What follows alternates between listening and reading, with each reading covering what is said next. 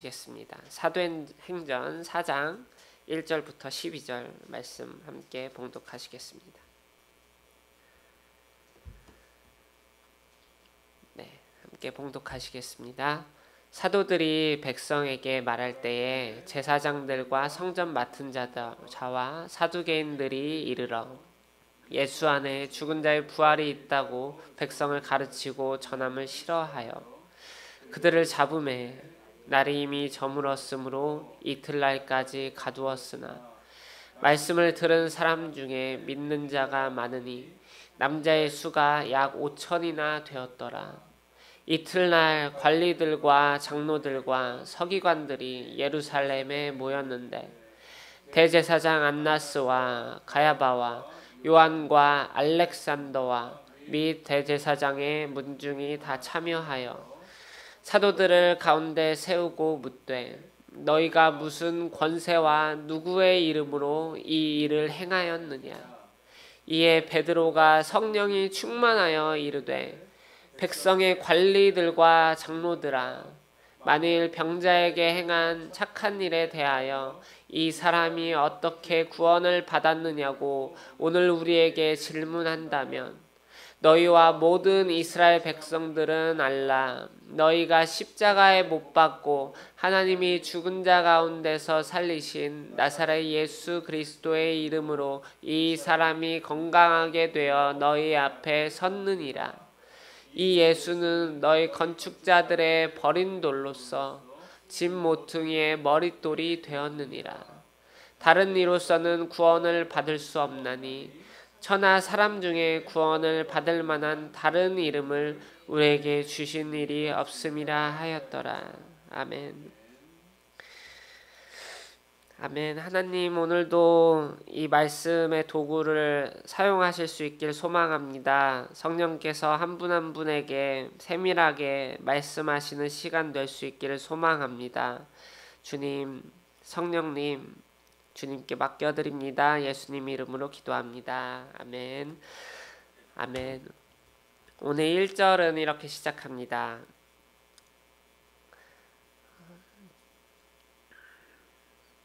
1절 보시면은 사도들이 백성에게 말할 때라고 시작합니다. 이 사도들이 백성에게 말할 때는 어떤 때인가요? 네, 앞에 나와 있는 3장 말씀이죠. 네, 본문에는 없지만 그 베드로와 요한이 성전 미문에 가서 안진뱅이를 예수 그리스도의 이름으로 일으키는 아주 유명한 사건입니다. 그리고 나서 베드로는 복음을 전하기 시작합니다. 이제 백성에게 복음을 전하는 것이죠. 근데 그 이야기를 듣고 누가 찾아왔습니까?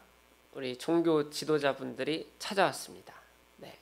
그래서 이 상황이 이제 그 구원의 사역을 하고 난 후에 사도들이 백성에게 복음을 전하고 있을 때, 그리고 그 복음을 전하고 나서 반응이 어땠습니까? 백성들이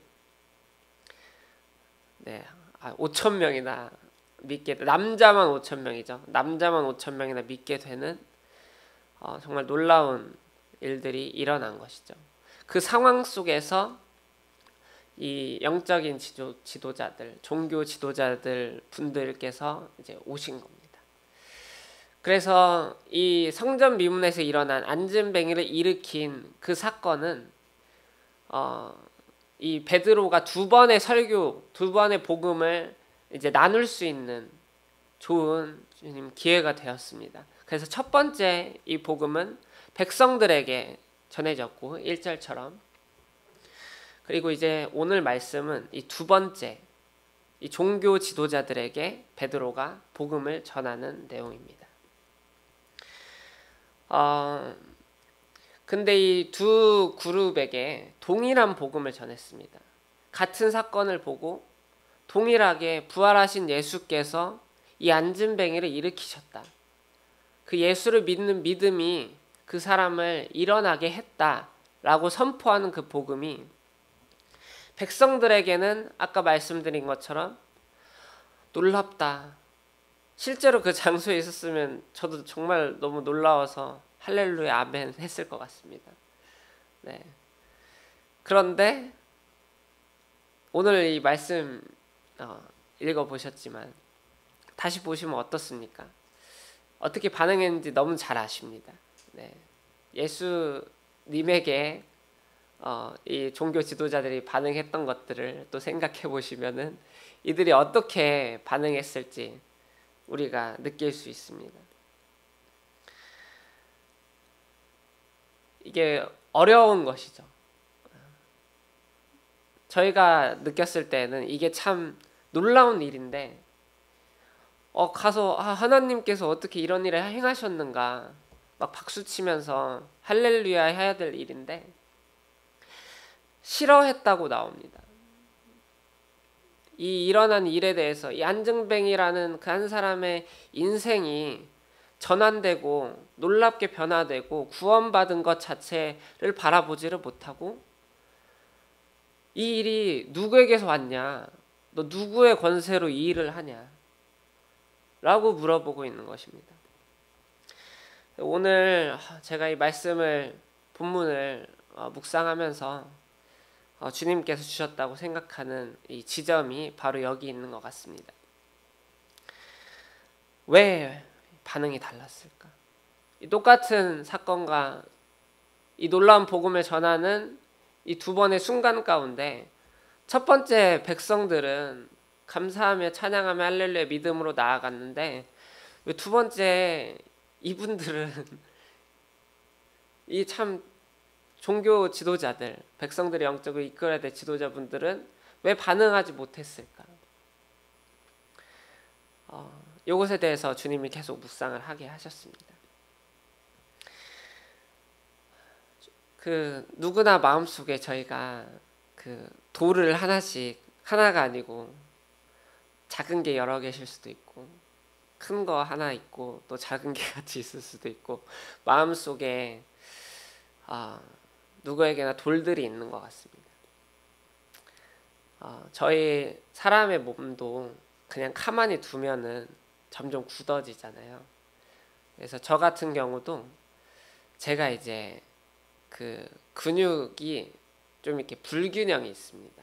그래서 이게 오른쪽 근육에 보통 그런 게 있긴 하시지만 제가 조금 좀 심한 편이더라고요.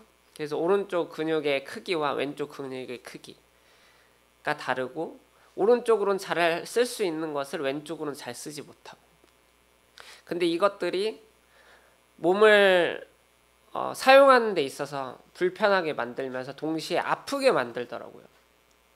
한쪽만 계속 쓰게 되니까. 근데 이것을 교정을 해보려고 노력하고 아무리 애쓰고 하는데 이게 이제 좀만 신경을 안 쓰면은 바로 그냥 돌아가 버리는 거예요. 금방 굳어져 버리고 금방 다시 쓰던 것만 쓰고 여기가 이제 굳은 것처럼 답답하게 느껴지더라고요. 근데 우리 마음속에도 그런 것들이 참 있으시죠. 네. 누구에게나 있는 것 같습니다. 사랑해야지 하는데 사랑해지지 못하고 다시 이제 원래 하던 대로 돌아가게 되는 그런 모습들이 있는 것 같습니다. 근데 이제 굳어지는 게 꼭 나쁜 것만 있진 않죠. 경험이 쌓이면서 굳어지는 것들이 또 있습니다. 그래서 저도 이제 기타를 제가 이제 오래 쳤는데 오래라고 하기는 그럴 수 있겠습니다. 네, 하여튼 계속 쳐왔는데 굳은 살이 생기는 걸 이제 피할 수가 없습니다. 이게 가장 고통스러운 과정인데, 근데 이 굳은 살이 잘 생겨야 기타를 더 이제 자연스럽고 잘 칠 수 있게 되는데, 이제 경험이 쌓이는 것이죠. 경험이 쌓이면서 이제 실력이 만들어져 가고 실력이 쌓이면서 이제 굳은 살이 더 깊어지는 것을 보고 내가 이제 자라났구나 라고 느끼기도 합니다. 근데 오늘 종교 지도자들은 이 경험이 굉장히 많으신 분들이죠. 네, 이 백성들보다 훨씬 더 뛰어나게 성경을 많이 접하고 이해하고 공부한 분들입니다. 근데 예수님께서는 이 분들에게 뭐라고 말씀하시냐면 어, 너희 건축자들이 버린 돌이 예수 그리스도라고 말씀하십니다. 여기서 종교 지도자들에게 너희 건축자들이라고 얘기하십니다. 건축자들은 전문가들이시죠. 이게 건축이 아무나 하는 게 정말 아니시더라고요. 저도 옛날에 미션 트립 가서 멋 모르고 비닐하우스 하나 지어봤는데 이 조금만 틀어져도 아우 다 틀어지더라고요. 이게 다 틀어지고 금방 기울어지고 와 정말 건축이 굉장히 고도의 기술이구나 이런 걸 제가 많이 느꼈는데 이분들이 정말 그 훌륭하신 정말 수준이 높으신 분들이라는 것입니다. 하지만 이 건축자들이 버린 돌이 오히려 진모퉁이의 머릿돌이 되는 예수님은 그것을 깨닫게 해주시기를 원하셨던 것입니다. 그들이 평생을 들여서 정말 싸우고 공부하고 하나님을 만나기 위해 노력한 그 공든 탑이 오히려 무너져야 될 건축물이 되었다는 것입니다. 그런 것처럼 우리 마음속에도 하나님의 은혜를 받아들이고 싶고 주님을 정말 굳게 믿고 싶은데 믿지 못하게 방해하는 것들이 참 많이 있습니다. 주님의 말씀대로 살고 싶은데 살지 못하게 하는 우리의 습관들, 계속해서 굳어가는 우리의 근육들과 우리의 안 좋아지는 그 허리처럼 우리 안에 있는 그 연약함들, 우리가 바꾸기 너무 어려운 딱딱한 돌들과 같은 그런 부분들이 있는 것 같습니다. 저희가 이제 성경을 볼 때 가장 중요한 것이 보통 이게 큐티 배우셨을 때도 관찰하고 해석하고 적용한다고 이제 들으셨잖아요. 그러시죠? 들으셨죠? 네. 근데 이 세 가지 중에 제일 중요한 것이 뭘까요? 네, 세 가지 중에 관찰, 해석, 적용 이 세 가지 중에 가장 중요한 것은 관찰이라고 합니다. 왜냐하면 관찰이 성경 자체를 그대로 보는 게 틀어지면 해석이 틀어지고 해석이 틀어지면 적용이 틀어지기 때문입니다. 건축물을 짓는 것과 마찬가지입니다. 대표적인 예로 저희가 내게 능력 주시는 자에게서 내가 모든 것을 할 수 있느니라 이 말씀 딱 들었을 때 딱 저희는 요즘은 또 그 말씀이 뭔지 잘 이해하시는 분들도 많으시지만 그 뭘로 이해하죠 저희가? 아멘 주님 능력 세게 주셔서 제가 어떤 불가능한 것도 해내고 성공하고 할 것입니다. 아멘 장사 잘 되고 네, 식당 잘 되고 네, 저희 집 잘 되고 요렇게 많이 이해를 하셨죠. 기복신앙의 대표적인 말씀으로 되었지만 그 말씀의 문맥을 잘 관찰해 보시면은 그런 의미가 아닌 것을 아십니다. 네, 그러시죠? 내가 부하거나 비천해지거나 어떤 위치에 있든 상관없이 내가 자족하는 법을 배웠다. 그 자족하는 힘이 예수 그리스도께서 주신 능력이고 내가 그 능력 안에서 모든 것을 할 수 있다. 내가 부해져도 되고 낮아져도 되고 가난해져도 되고 성공해도 되고 그 어떤 위치에 있건 상관없이 자족할 수 있는 능력을 그 구절에서는 말하고 있었던 것입니다. 바로 그런 것처럼 저희가 성경을 볼 때도 그냥 설교만 듣거나 아니면 그냥 내가 이해하는 걸로만 성경을 보다 보면은 오해하게 되는 부분들, 그냥 내가 원하는 방식으로 받아들이게 되는 부분들이 너무나도 많습니다. 그래서 관찰을 참 어려워하시는 분들이 어떤 분들이시냐면 교회를 오래 다니신 성경을 이제 개인적으로 정말 많이 읽어서 이미 이제 자기만의 그게 있으신 분들이 관찰을 하는 것이 정말 어려워지십니다. 그만큼 정말 성경에서 말하고자 하는 메시지를 이해하는 것이 어려워지시겠죠. 그래서 딱 말씀 보면서 나 이거 너무 압니다. 너무 잘 알아요. 이 말씀 딱 나오면 이거겠구나. 딱 그려지면서. 근데 그만큼 내가 이미 만들어 놓은 그 고정관념 안에서 요만큼 이 고정관념 안에서 갇혀 있어서 주님이 말씀하시는 요걸 보지를 못하게 되는 것입니다. 정말 주님이 말씀하고 싶은 난 이게 아니고 요거야, 요 부분 말고 사실은 이거야 라고 쫙 보여주고 싶으신데 그거를 보지를 못하게 되는 것이죠.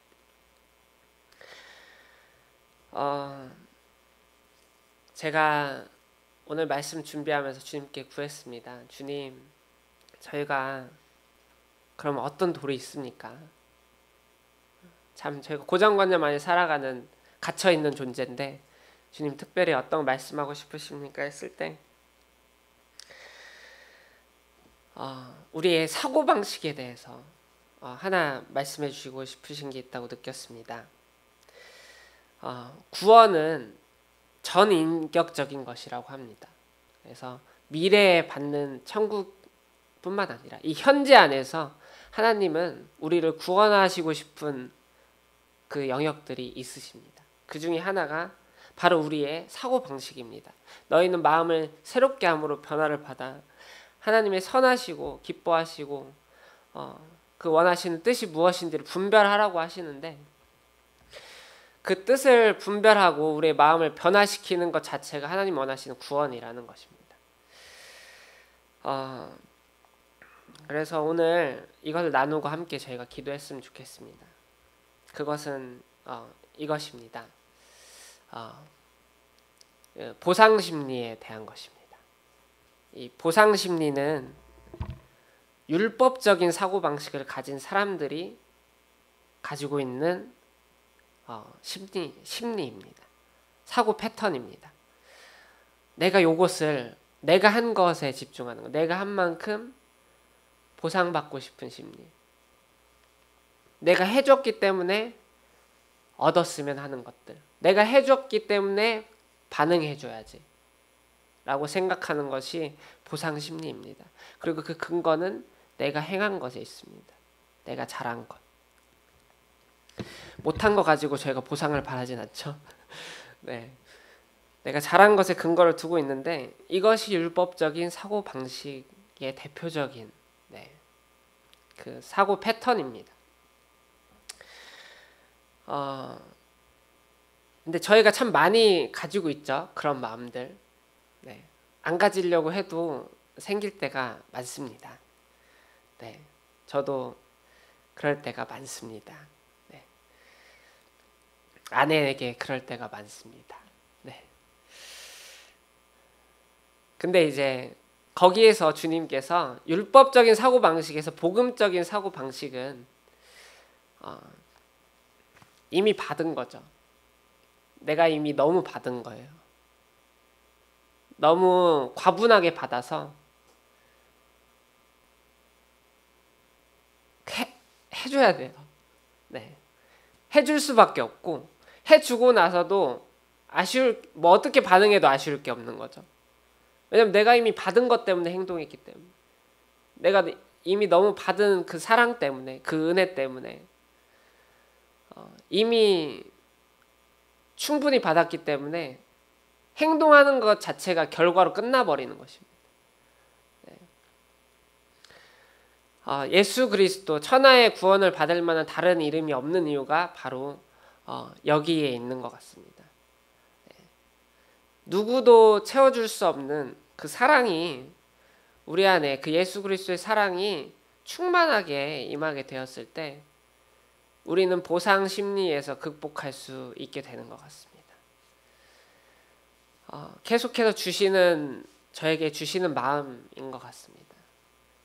율법의 언어에서 사랑의 언어로 우리의 언어가 바뀔 수 있는, 그것을 주님께서 그 율법의 사고방식이라는 돌을 깨트리시기를 원하시는 주님의 마음을 느끼게 되는 것 같습니다. 그래서 우리가 항상 예수 그리스도를 바라봐야 되는 이유가 여기 있구나. 내가 율법적인 사고방식 속에서 살지 않기 위해서, 복음적인 사고방식으로 살기 위해서 항상 그 은혜로 내가 이미 받은 자임을 기억하며 살아야 되는구나. 그래서 이 시간 저희가 같이 기도하시겠습니다.